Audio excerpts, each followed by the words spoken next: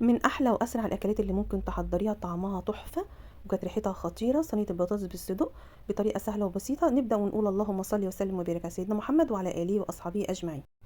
انا هستخدم نص كيلو صدق، وهستخدم حبايتين بطاطس بس، مش هستخدم كتير. ومعايا بصلتين متقطعين جوليان، فلفل الوان، معلقه توم مفرومه، 3 4 حبات من الطماطم. انا اول حاجه هبدا بيها ان انا هقشر البطاطس واقطعها مكعبات. انا مش عايزه المكعبات بتاعتي ولا رفيعه قوي ولا تخينه قوي، انا عايزه مكعبات البطاطس بتاعتي متوسطه. اكله سهله وبسيطه وما فيهاش افتكاسات كتير وما فيهاش مكونات كتير، وهتنفع معاكي في وجبه غدا، هتبقى مغذيه للولاد. انا كده قطعت البطاطس بتاعتي وغسلت البلانشه بتاعتي، وهبدا ان انا انشفها.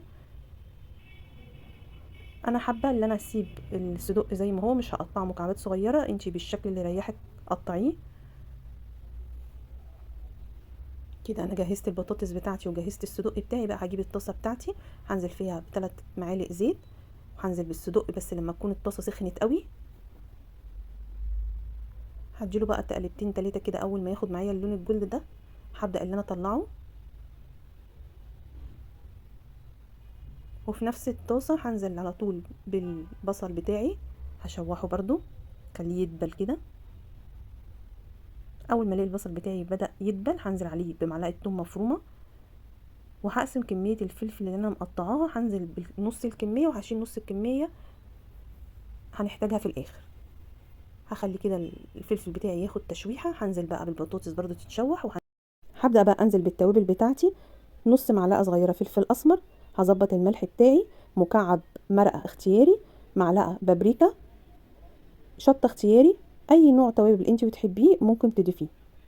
اخر حاجه بقى هنزل بيها 3 4 حبايات طماطم مقطعه مكعبات صغيره، يا دوبك كده هديهم تشويحتين مع بعض.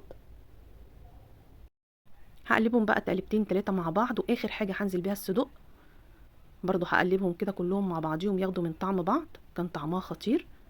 هجيب بقى الصينيه بتاعتي الالومنيا، هنزل بكميه الصدق والبطاطس بتاعتي وانا مشغله الفرن وانا بجهز فيها على النار. هديها بقى كوبايتين ميه حسب الكميه بتاعتي، هي كده البطاطس ما بتاخدش سوا والصدق برضو ما بياخدش سوا. انا كده جهزت الصينيه بتاعتي، بس كنت حاسه ان الطماطم بتاعتي مش حمرا قوي، فحبيت ان انا اضيف معلقه صلصه. هنزل عليها بقى بكوبايتين 3 ميه حسب كميه البطاطس بتاعتك. اخر حاجه كده هديها معلقتين زيت تدي لمعه للبطاطس، وكميه الفلفل اللي احنا كنا شايلينها في الاول هبدا اجرنش بيها كده الصينيه، وهدخلها الفرن على الرف اللي في النص على درجه حراره 180. انا بقى هغطيها بالفويل، واخر 5 دقايق هشيل الفويل ده لما الاقيها استوت، وممكن اشغل الشوايه تاخد معايا لون. خدت بتاع نص ساعه، طعمها خطير ولونها تحفه وكانت ريحتها خطيره. ان شاء الله جربوها وتعجبكم. لو عجبك الفيديو متنسينيش في اللايك والشير، وصلي على رسول في الكومنتات، وربنا يحسن ما بين ايديكم.